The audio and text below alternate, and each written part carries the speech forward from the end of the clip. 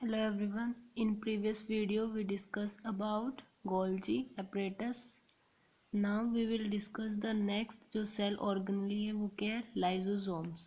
अब लाइजोसोम्स क्या होता है, वो भी एक मेम्ब्रेन बाउंड ऑर्गेनेली है जिसकी जो शेप होती है वो क्या होती है, स्फेरिकल।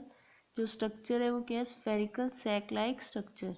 तो सैक लाइक स्ट्रक्चर है तो इसका मतलब क्या है, उसके अंदर कुछ ना कुछ फिल होगा। तो वो किससे फिल्ड होता है, डाइजेस्टिव एंजाइम से।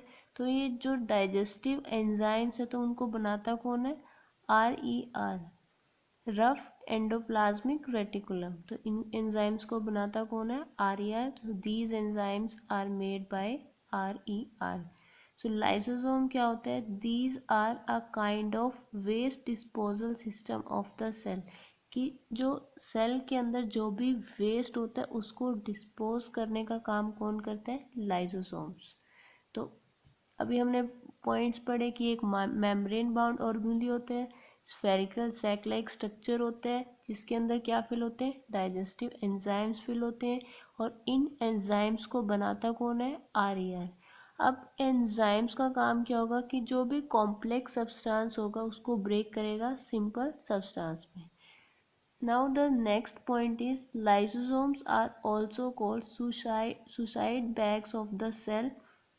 इनको हम सुसाइड बैग ऑफ सेल्स भी बोलते हैं। क्यों, दिस पॉइंट इज इम्पोर्टेंट, इसको ध्यान से पढ़ना है कि जो लाइसोसोम होता है उसको सुसाइड बैग ऑफ सेल भी बोलते हैं। क्यों बोलते हैं, because during the disturbance in cellular metabolism, कि जो सेल का मेटाबॉलिज्म होता है उसके अंदर अगर कोई डिस्टर्बेंस हो रही है, और when the cell gets damage, और जो सेल का जो या एक पार्ट है या कोई भी ऑर्गेनेली अगर वो डैमेज हो जाता है तो लाइसोसोम में बस्ट, तो जो लाइसोसोम होगा वो बस्ट कर जाएगा। अब बस्ट करेगा तो इसका मतलब क्या है कि जो उसके अंदर एंजाइम्स फिल है वो क्या हो जाएंगे, बाहर आ जाएंगे। तो एंजाइम्स का काम क्या होता है, डाइजेशन करना या डिस्पोज करना। तो जो एंजाइम्स होंगे वो डाइजेस्ट कर देगा जिस अपनी ही सेल को। तो अपनी जो सेल है उसको ही वो डाइजेस्ट कर जाएगा। इसका मतलब क्या है कि वो सुसाइड कर जाएगा। तो इसीलिए हम इसको क्या बोल रहे हैं, suicide bags of the cell. Now the functions of lysosomes. अब लाइसोसोम्स के फंक्शंस क्या हैं, first is they help to keep the cell clean by digesting any foreign material that enters the cell as well as the worn out cell organelle.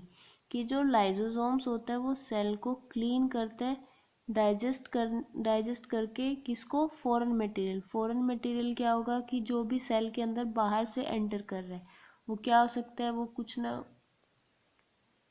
कुछ food stuff भी हो सकते हैं, bacterias भी हो सकते हैं, वायरस भी हो सकते हैं। तो ये सारे क्या होंगे, फॉरेन मटेरियल। की जो भी सेल से बाहर से एंटर कर रहा है तो उसको हम बोल रहे हैं फॉरेन। तो जो सेल के एंटर कर रहा है या फिर जो भी वॉर्न आउट सेल ऑर्गेनेल होगी, जो खराब हो चुकी हैं, जो यूज में नहीं है, तो उन सब सेल्स ऑर्गेनेली को भी वो क्या कर देगा, डाइजेस्ट कर देगा। कौन करेगा, लाइसोसोम्स। अब जो भी फॉरेन मटेरियल्स उस सेल के अंदर एंटर कर रहा है तो उनको रिमूव कैसे करेगा, दे रिमूव अब बैक्टीरिया और any foreign material entering the cell by breaking it into small pieces through its powerful digestive enzymes. तो जो डाइजेस्टिव एंजाइम्स होते हैं वो क्या करते हैं कि जो भी फॉरेन एलिमेंट है या फॉरेन मटेरियल है उसको क्या करते हैं, स्मॉल पीसेस में ब्रेक डाउन करते हैं, और जिससे क्या हो जाता है, उनका डाइजेशन हो जाता है। Which can break down all organic materials. कि जो डाइजेस्टिव एंजाइम्स होते हैं जितने भी ऑर्गेनिक मटीरियल्स होते हैं उनका ब्रेक डाउन कर देते हैं। तो हमने लाइसोसोम्स के बारे में पढ़ा कि ये मेम्ब्रेन बाउंड स्ट्रक्चर होता है जिनका स्फेरिकल सैक लाइक स्ट्रक्चर होता है। तो सैक लाइक स्ट्रक्चर है तो उसके अंदर क्या फिल होता है, डाइजेस्टिव एंजाइम्स। और डाइजेस्टिव एंजाइम्स को बनाता कौन है, RER, रफ एंडोप्लाज्मिक रेटिकुलम। और लाइसोसोम्स को हम क्या बोलते हैं कि एक वेस्ट डिस्पोजल सिस्टम होता है सेल का। और इसको हम सुसाइड बैग ऑफ सेल भी बोलते हैं, क्योंकि जब भी सेल के अंदर कुछ ना कुछ डिस्टर्बेंस होती है मेटाबॉलिज्म के अंदर, या वो सेल डैमेज हो जाती है, तो जो लाइसोसोम्स के अंदर एंजाइम्स होते हैं वो बाहर आ जाते हैं, जिसकी वजह से क्या होता है, वो अपनी ही सेल को डाइजेस्ट कर लेता है, इसलिए इसको हम क्या बोलते हैं, suicide bags. This point is very important point. उसके बाद हमने फंक्शंस पढ़े थे। फंक्शंस क्या था कि हमारी जो सेल होती है उसको वो क्लीन रखते हैं, जितने भी फॉरेन मटेरियल्स होते हैं उनको डाइजेस्ट करते हैं।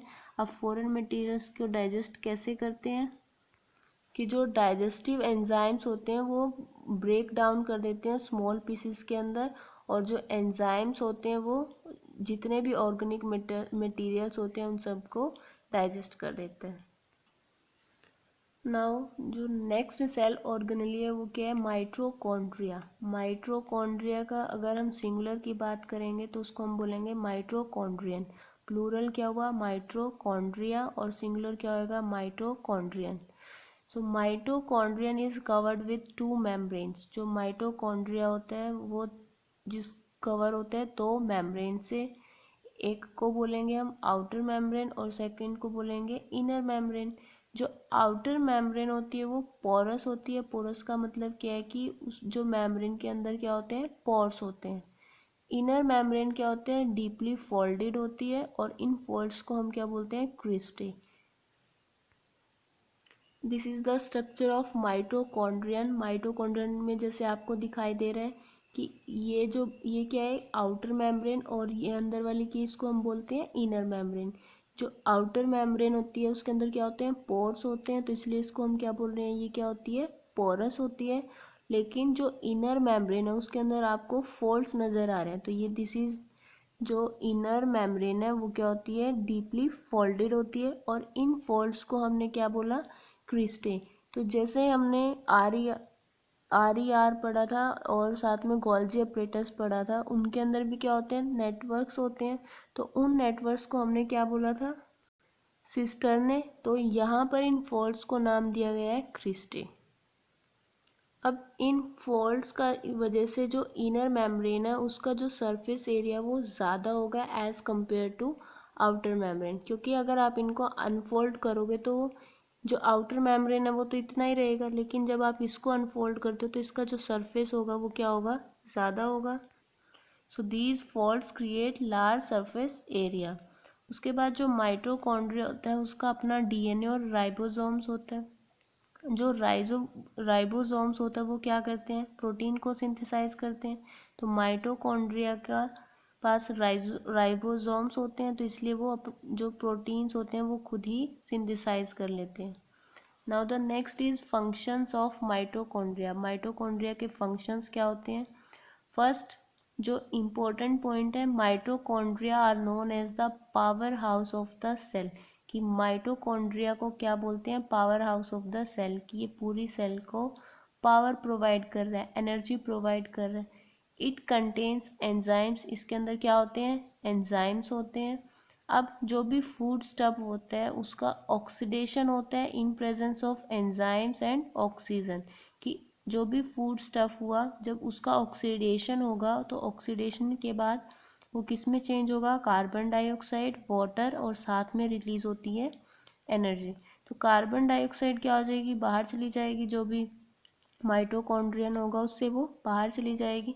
तो जो एनर्जी रिलीज हुई है, अब वो एनर्जी किस फॉर्म में रिलीज होती है, तो वो एनर्जी रिलीज होती है एटीपी मॉलिक्यूल्स की फॉर्म में। कि जो ये एनर्जी रिलीज हो रही है इसी से वो एटीपी मॉलिक्यूल्स बनते हैं, और एटीपी की फुल फॉर्म क्या है, एडिनोसिन ट्राईफॉस्फेट। और जो एटीपी होता है उसको क्या बोलते हैं, energy currency of the cell. अब जो ये एनर्जी रिलीज हुई इसको यूटिलाइज कौन करता है, सेल। किस लिए यूटिलाइज करता है, ताकि वो केमिकल, जो नए केमिकल कंपाउंड बन रहे हैं, मैकेनिकल वर्क सेल को करना है वो इसकी हेल्प से कर लेते हैं। So ATP is utilized by cell for energy, for making new chemical compounds and mechanical work. So एक बार ओवरव्यू पढ़ लेते हैं कि माइटोकॉन्ड्रिया के सिंगुलर को बोलते हैं माइटोकॉन्ड्रियन, इसके अंदर दो मेम्ब्रेन्स होती है, आउटर मेम्ब्रेन्स पोरस होती है जिसके अंदर पोर्स होते हैं, और इनर मेम्ब्रेन क्या होती है, डीपली फोल्डेड होती है। जिन फोल्ड्स को हम क्या बोलते हैं, क्रिस्टे। जैसे गोल्जी अपरेटस में हम सिस्टर्ने बोलते हैं, तो ऐसे ही यहाँ पे क्रिस्टे बोलते हैं। तो ये जो फोल्ड्स होते हैं वो लार्ज सरफेस एरिया क्रिएट करते हैं, क्योंकि जब आप इन फोल्ड्स को अनफोल्ड करोगे तो उस जो इनर मेम्ब्रेन होगी उसका सरफेस एरिया ज़्यादा होगा। माइटोकॉन्ड्रिया का अपना खुद का डीएनए और राइबोसोम्स होते हैं, तो राइबोसोम्स क्या करते हैं, प्रोटीन सिंथेसाइज करते हैं। सो माइटोकॉन्ड्रिया क्या करते हैं, अपने प्रोटीन्स खुद ही सिंथेसाइज करते हैं। नाउ जो फंक्शंस थे कि जो माइटोकॉन्ड्रिया होता है उसको हम क्या बोलते हैं, powerhouse of the cell, कि ये पूरी जो सेल होती है उसको पावर प्रोवाइड करता है। जैसे बैटरी प्रोवाइड करती है, ऐसे ही ये भी क्या कर रहा है, पूरी सेल को पावर प्रोवाइड कर रहा है। इसके अंदर क्या होते हैं, एंजाइम्स होते हैं। एंजाइम्स जो भी फूड स्टफ होता है उसको ऑक्सीडेशन करने के बाद क्या होता है, एनर्जी रिलीज होती है। ये एनर्जी किस फॉर्म में यूटिलाइज होती है, ATP molecules. In ATP molecules को एनर्जी करेंसी बोलते हैं। और ये जो एटीपी मॉलिक्यूल्स होते हैं ये कौन यूटिलाइज करते हैं, सेल। किस लिए, अपनी एनर्जी को पूरा करने के लिए। क्यों, और क्या करते हैं, नए केमिकल कंपाउंड्स और मैकेनिकल वर्क को कंप्लीट करने के लिए। Thank you.